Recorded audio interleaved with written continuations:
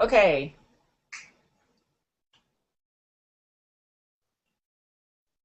Oh, I can't hear you, Lil.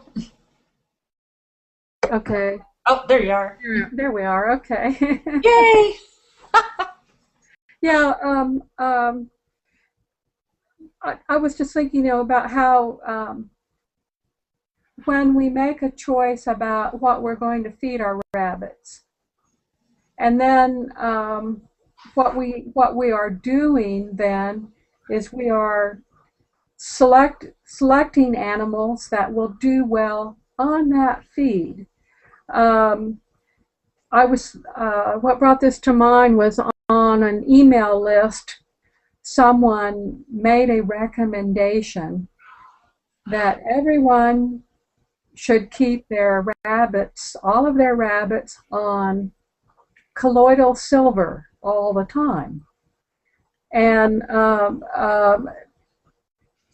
and personally, I don't think there's anything to recommend colloidal silver, but that's my opinion, and that's not what matters. What matters is if you were to do that, if you were to say, well, I think colloidal silver has antibiotic properties, so I'm just going to keep all my rabbits on it all the time. What you would be doing then is selecting rabbits as you through the years with your breeding that perform well while they're on low doses of colloidal silver. Then when you sell rabbits and those rabbits go to another home or someone else uses that rabbit in their breeding program, their results may not be what you got because it's a completely different environment. Does that make sense?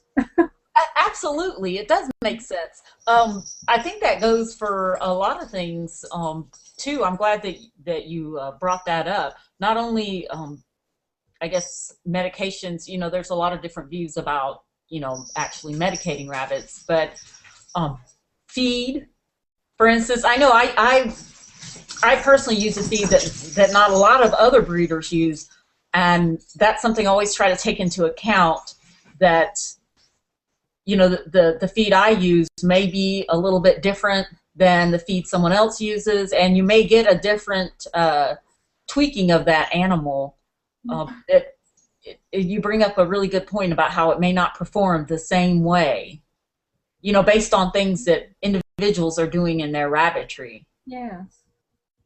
And we're learning, when you read up on the work that's being done with genetics now and the study of genetics and stuff, and we're learning more and more about epigenetics, which is a humans or animals, um, they may not have a specific gene for something, but epigenetics, as I understand it, is the way the environment will influence the expression of a gene.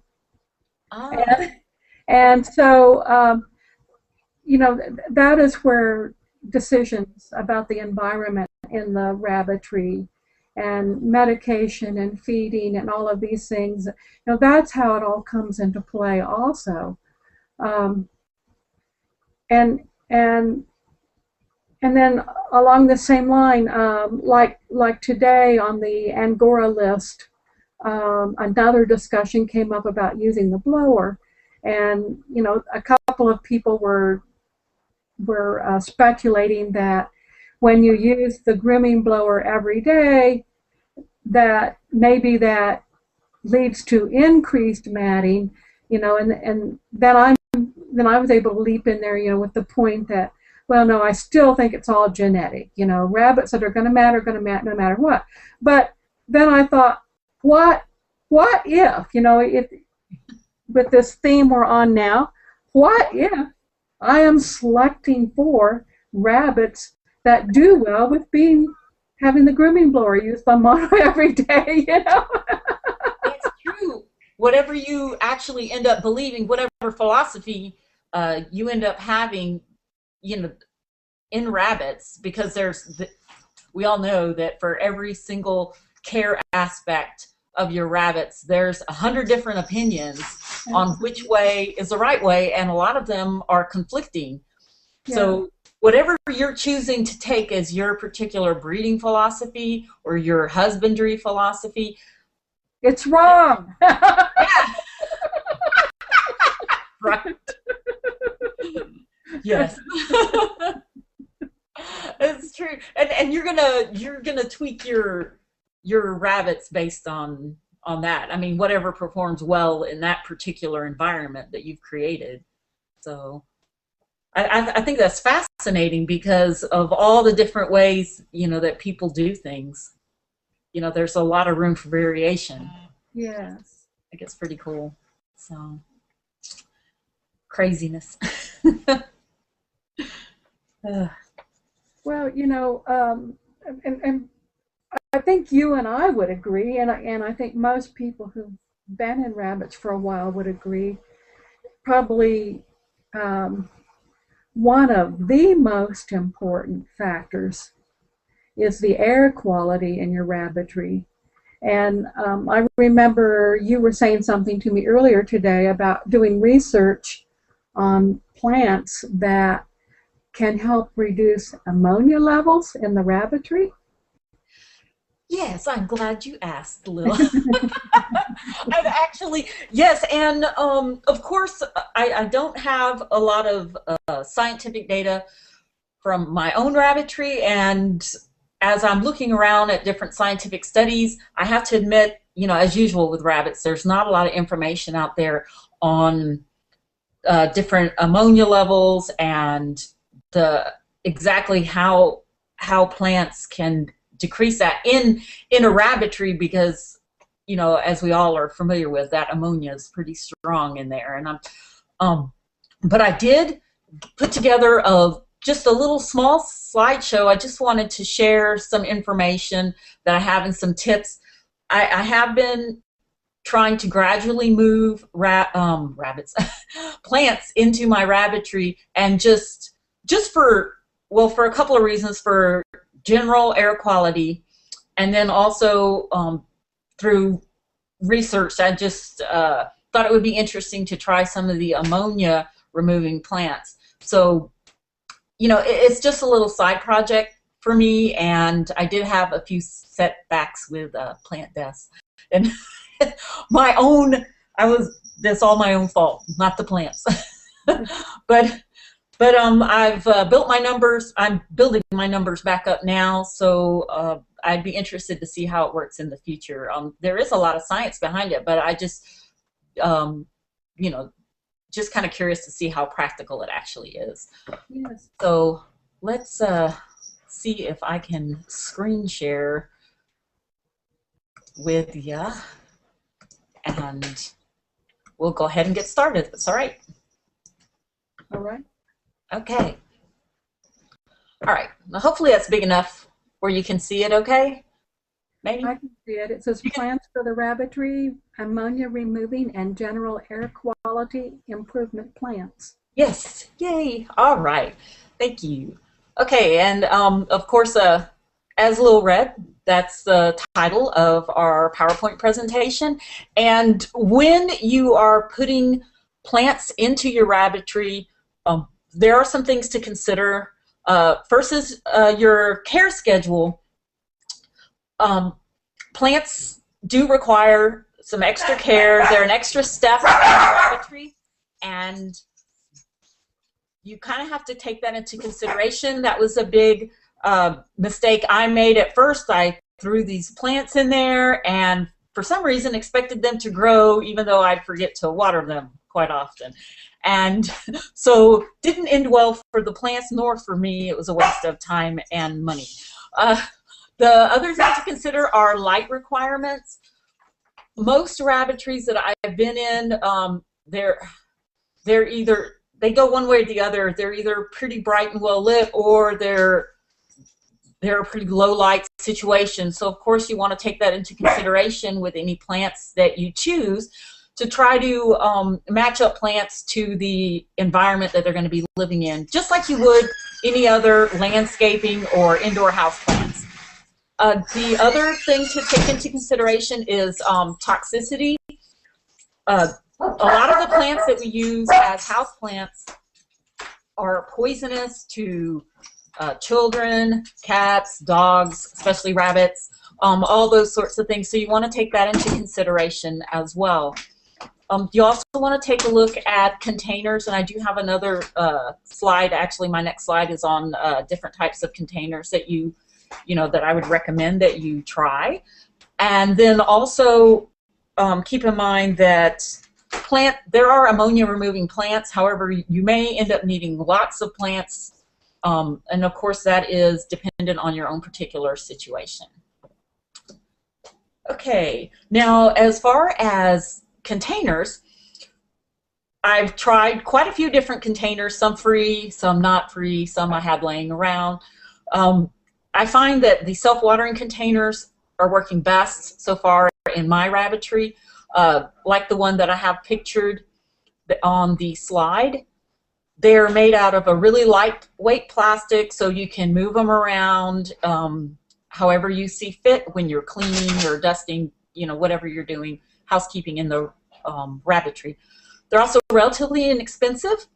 You can be creative when you're looking for different types of containers, deck boxes. You can use hanging baskets. I also found a small goat trough over at Tractor Supply that I thought would work great on the side of my Rabbitech cages. So that's something else. You can think outside the box or even build something yourself if you're crafty.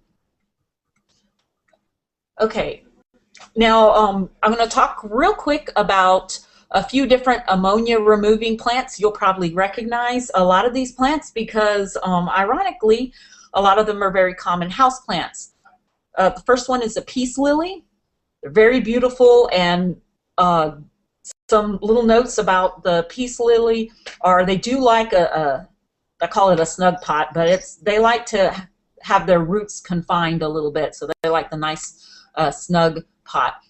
They like indirect light, so if you have low lighting conditions in your rabbitry, they work great. I have a lot of these in my rabbitry right now. They're also very easy to find. They're a little on the pricey side though, so I would suggest you do like I did, start small and every now and then split them up and grow other plants. The peace lilies are a top ammonia remover too, so and that comes from the list that NASA has out. You can find it all over the internet. Okay, and this is my second experiment. I don't know how to pronounce that plant's name. I call it lily turf though, so you've probably seen it all over the place. It's a very popular ground cover plant. Now it does require 4 to 6 hours of sunlight, so a lot of people might consider that more of a medium light plant. I actually, this is a picture of a plant that I purchased to put in my rabbitry as a test plant. That's usually what I do if I worry that plants aren't going to really do well in there because of the light conditions. However, as you can see in the picture, it's got a lot of new growth on it, and it's doing really well in there. It was kind of a little scraggly when I bought it, but it really likes the rabbitry conditions, so I've been really pleased with that, and that is supposed to be a wonderful ammonia removing plant.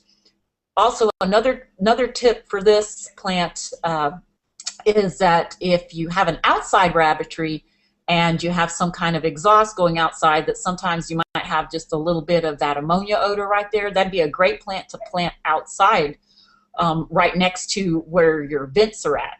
So that's just a little tip there. This plant also propagates by division, so you can split it up and make more little plants for yourself. However, it is susceptible to scale, so you kind of want to watch that. That's a little plant disease that they can sometimes get when they're kept indoors. I haven't had any problems with this one, but I also haven't had it very long.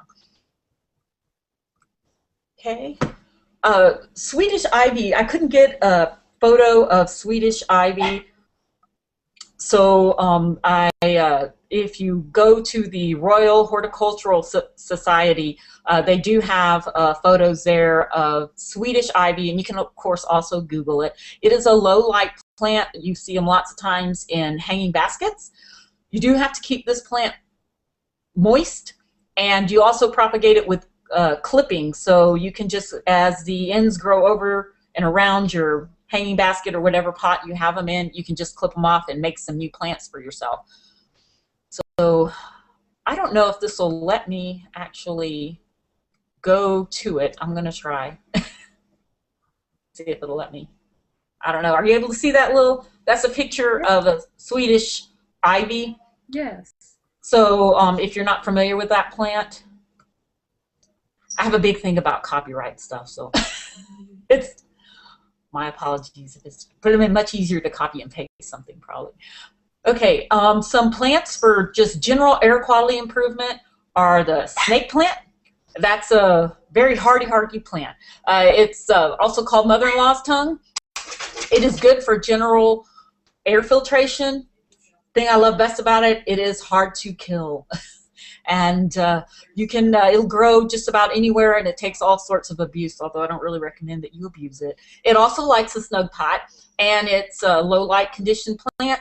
It will, like I said, it'll grow anywhere, and I actually have one of those in my rabbitry right now, and it's doing really well. Another couple of plants, I lumped them together because they're both ivies, but they do have slightly different requirements, are the pothos ivy, which I do have a photo of, and an English ivy. Both of them are very easy to grow, and actually both can be very invasive if you have them outdoors or, you know, other places where they can get away from you. The pothos likes low light conditions, so if you have that in your rabbitry, probably a little bit better to get a pothos. English ivy likes a little more light, so if you have a bright window or something, that would work best. And keep in mind that if you get any of the variegated varieties, they do need a little bit more light because the green part of their leaves are where they're actually able to, you know, convert that sunlight into energy for themselves. So, and of course, keep in mind that this pothos in particular is it's a very common plant, but it's also very toxic. So keep that in mind. Okay, there's another name I can't pronounce, but oh shoot, I forgot how. Dracena? Dracena. That sounds good. Yes, Dracena. Excuse me. There we go. Dracena. And there are some images on Google for that. There are a bunch of different varieties of Dracena, and the varieties have a few different light requirements.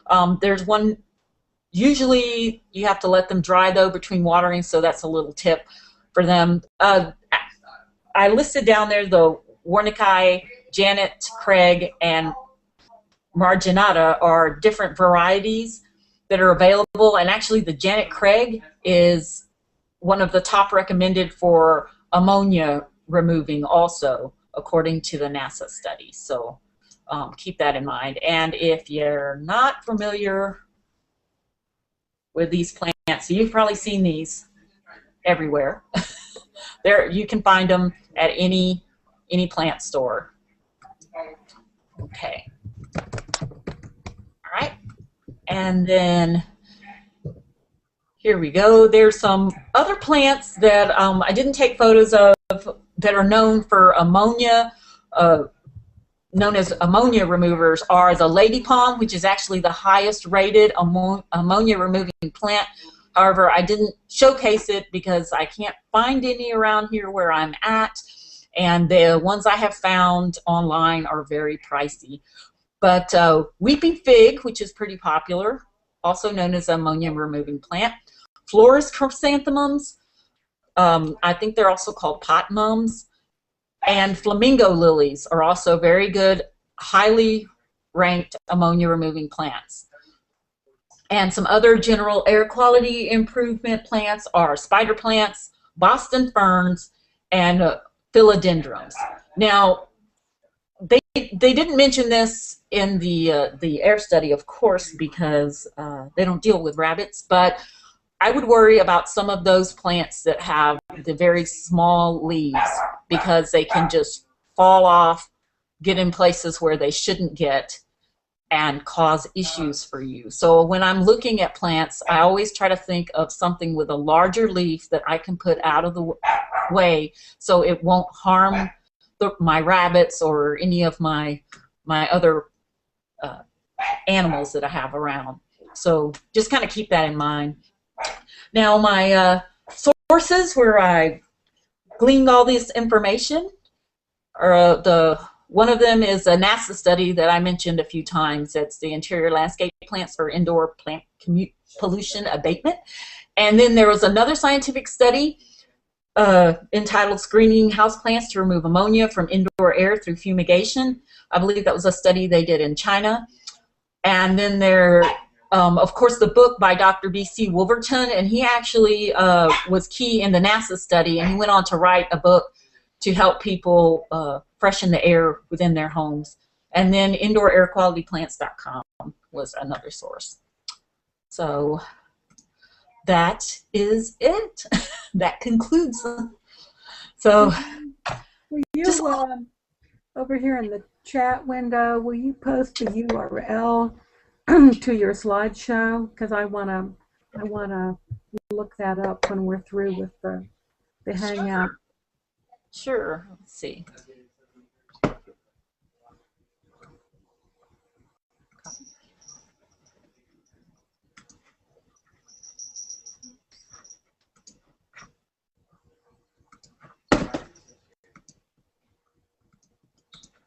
Oh.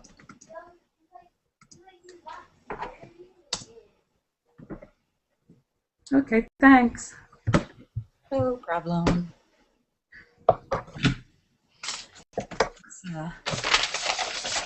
So little tidbits here and there, picking up. I'm learning a lot actually with these plants.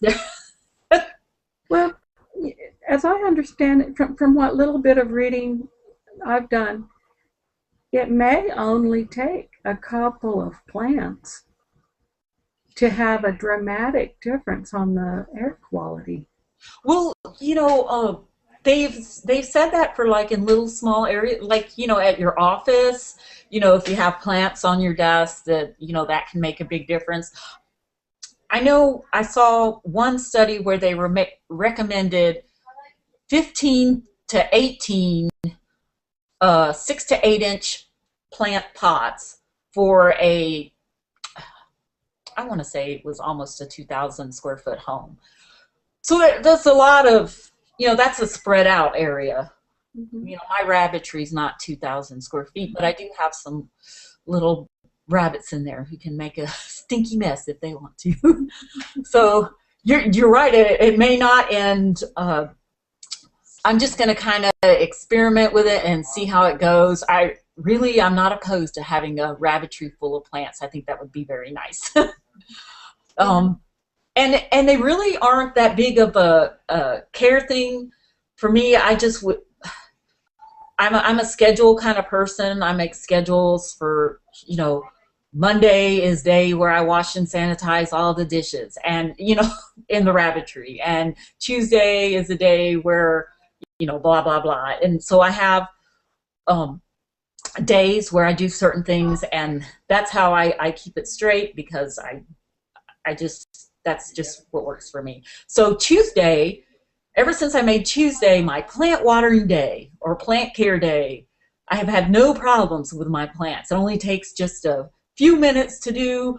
I water them real quick if I need to, and that has worked really great. But before I did that, disaster. So, you know, whatever works for everyone. Well, trying to keep the air quality in a rabbitry, you know, especially when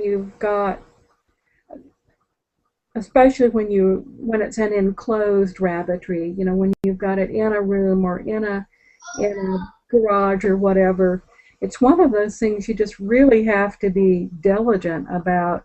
And, you know, by the time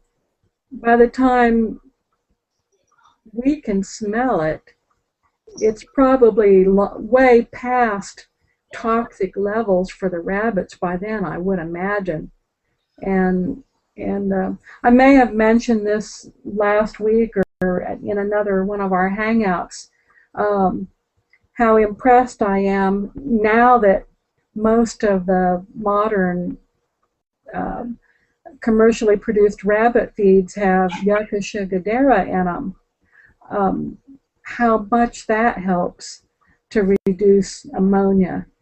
And, um, and of course, you've got a rabbit tech system for keeping your, cleaning droppings and urine in your rabbitry, and I use trays. So, in cold weather, all through the winter, I've been cleaning trays every other day, but once warm, of course, and I will have I'm planning to get an air conditioner for my rabbitry this summer, but just the same, when the weather gets warmer, I'm prepared. I know I'm going to have to clean trays probably daily Oh because yeah. because warmer temperatures exacerbate that issue with ammonia. And then the other thing is the constant flow of fresh air that you have to have going through the rabbitry. Um, I would imagine that very few of us have ideal airflow. Um, that's something I remember one time when Dr. Ted Reed was still alive. Um, I remember I called him and talked to him on the phone about it, and I forget the figures he gave me, but basically, anything short of a Plum Island lab kind of situation, it Yeah. isn't going to have sufficient airflow, really. Well, you're right. You were talking about ammonia and being able to smell it. I think the threshold for us being able to smell, I could be wrong. I think I read once, so it was like something like 5 parts per million. And of course, rabbits' sense of smell is so much greater than ours, and their respiratory system is just, not able to handle Yeah. those excess smells. So yeah, you're right. It's ventilation is your most important thing, and I'm a huge fan of keeping rabbits outdoors if at all possible. It's hilarious for an Angora person in Texas, but it's just not going to happen for me. I know that. So I'm just try to be super diligent, and I'm pretty sure that I'm positive that I do waste. I fuss with my husband all the time about the energy that I'm used while I'm running the air conditioner, yet having the exhaust fan go out at the bottom, towards the floor. And, I try to explain that, yeah, it stinks, yes, it's terrible. I'm wasting energy. But it's what I need to do to be able to raise the rabbits, how I feel. I feel a little bit better because my energy company I switched to is now all wind energy. So I Yeah. feel a little less guilty, but in order for, I just raising them outside is just not an option for me here in the summer months. Well, Winter. Kelly, I was on Google Maps the other day, and I was looking at the area where you live in Texas with Google Maps, and I went to the satellite view, and I saw this huge outline like a footprint, and there was this little text that said Kelly's Rabbitry's carbon footprint. Oh, no, it's It there. was huge. I'm pretty sure it was huge. That's an ongoing discussion with us, especially when we hit those hot summer months. And I'm like, well, I'm turning the air conditioner in the house completely down and making everybody sweat in here. But the rabbits are nice and comfy with their exhaust fan blowing cold, ammonia-laden air. Well, like, and the other side of that is like, well, like what Linda Casella said on the webinar that you conducted, where she said in the wintertime, her rabbitry is in her garage and it's unheated in there, and it's miserably cold for her. but it's her rabbits love it. They're happy, and that's the flip side, you know. Exactly. It's the things that we do for our, for the rabbits. It's one of those things. But, I really like them, so that everyone will just have to bear with me. I'll make them chocolate chip cookies if they're quiet. There you go. So, so when you get your first All Breed Best in Show winner, we'll know that represents a lot of chocolate chip cookies. Yeah. Exactly. A lot of chocolate chip cookie bribes paid to family members. Thank goodness he's so easy to bribe. That's all it takes, chocolate chip cookies. But yes, that will be a lot of baking, and even larger carbon footprint. Maybe you better go with one of those no-bake recipes. Maybe you might go for those. That's true. I have to make up. House cool. We don't use the oven. Right. That's true. Oh. So how warm is it there today? We actually had a cold front come in, and we've had a lot of crazy, wet, miserable cold weather today. For us, I think it was 47 degrees. That is cool for you. So yeah, it was cool for us. It did warm up a little bit in the afternoon. I think we got to 60 maybe. But tomorrow is supposed to be warm again, I heard. So who knows? I mean, the day before yesterday it was 80. Just how it is. It was pleasant yesterday until about 1 o'clock or so, and then the cold front came in, and it rained all night. It's rained all day today, and it's cold and windy and miserable. But we keep telling ourselves at least we're getting rain. Exactly. And I feel really good about that. My garden is great, and everything's coming up. Looks very nice right now, so I'm very excited. And the garden is powered by the bunny yeah, as well. So I'll have to grow all my own vegetables so I can afford my electric bills. Oh, thank you. What do you do? Oh. So do you have anything that you do different with your your environment and your feed or whatever? Well, no, but I was thinking, there may along that same line,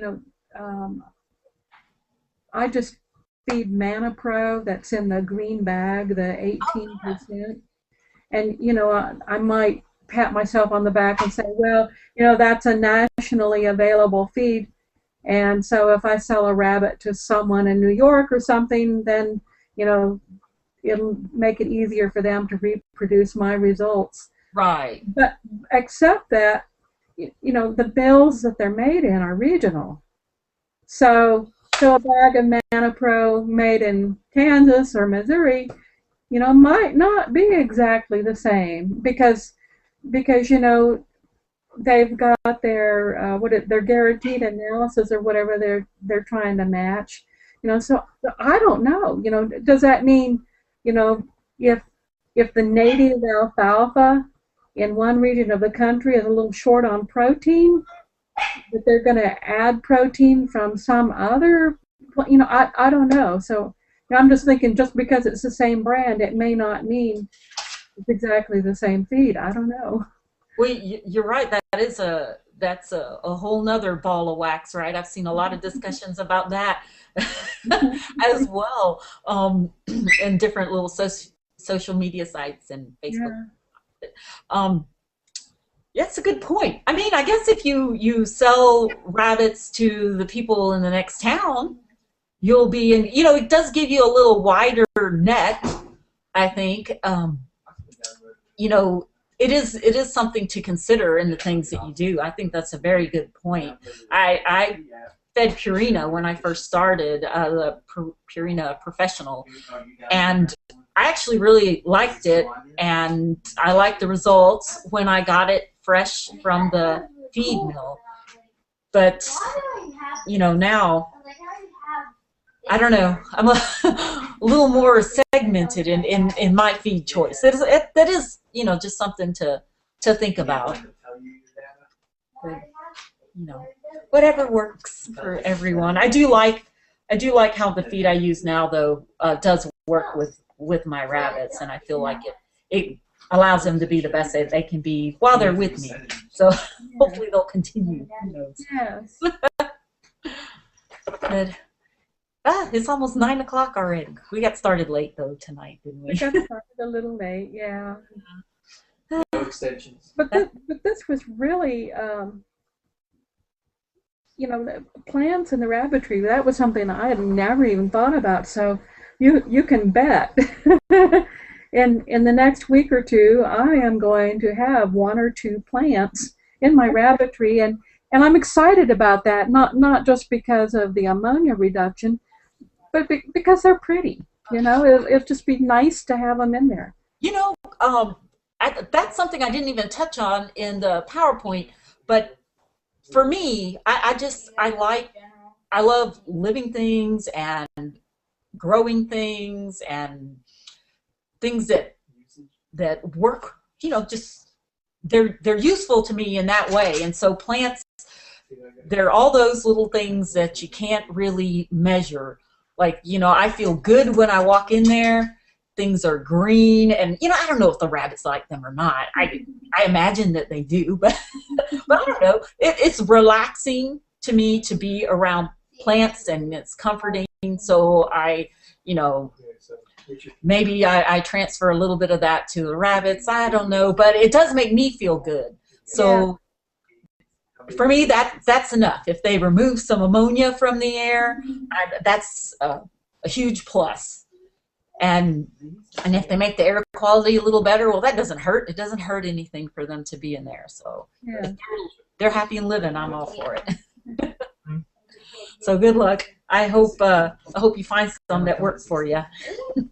Yeah, it'll be interesting to see what's available around here. Yeah, give it a try and see what would be ideal. What would be wonderful I know some of these plants are relatively non-toxic, and some are poisonous, but it would be wonderful to find an excellent ammonia remover that you could also actually feed to your rabbits. Wouldn't that be wonderful?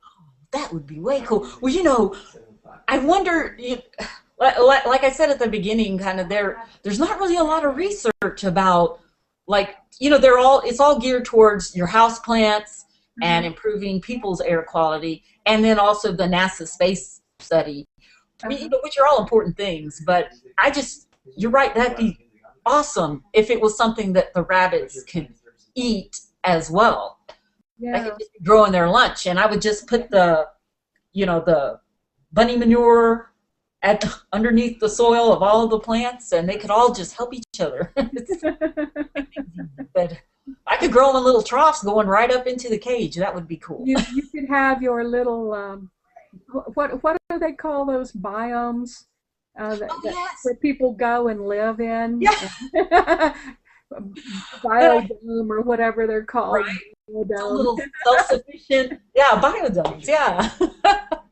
You'd have to change the name of your rabbitry from Kelfla to Kelly's Biodome. I will completely do that if I can. I have to change my registration with ARBA. Huh?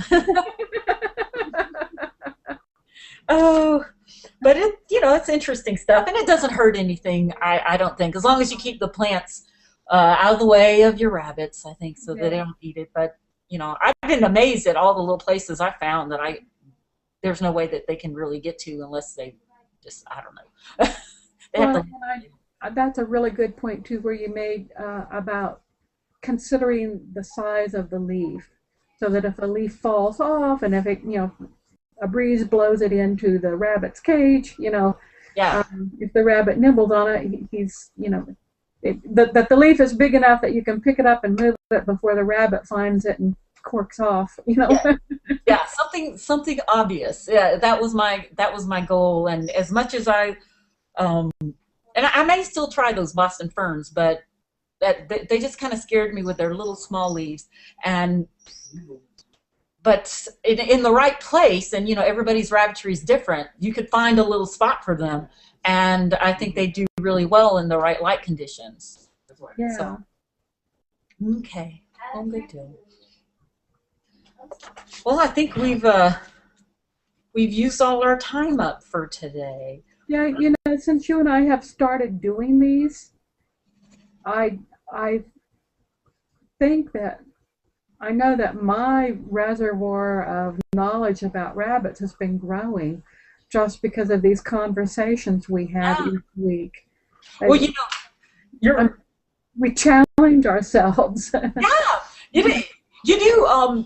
Lots of times you bring up little things, and I file that away in my notes that I keep while we're doing our hangout. Lots of times, they're just little scribbles and things, and just like, look up this or look up that, and later on in the week, I have to take time to check it out so that I can, at least communicate. Which reminded me on my last little thing, I will say, last week we talked a little bit. I didn't have my Domestic Rabbit magazine, and again, and so I had to call the office, or I emailed the office this time.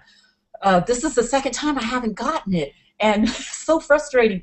But the ladies over there at the office are so nice and so sweet. I think they have a problem with the publisher, and I'm not the only one. So I did feel a little bit better about that, although, I'm sorry, misery loves company. What can I say? But they're trying to work it out. It's just really frustrating for them as well. But whoever publishes a DR magazine, please get your stuff straight. I like my magazine. I want it. So hopefully they'll get that straight here pretty soon. But if not, the folks over at the office said I could give them a call and they'll mail a new one. So I still haven't gotten mine yet. They've just put it out in the mail. So I look forward to reading it and maybe talking a little bit more about the stuff in it before the next DR magazine comes in. Yes, I hope so. All right. Well, it was good talking to you, Lil. All right. Good night, Kelly. All right. You take care. Bye.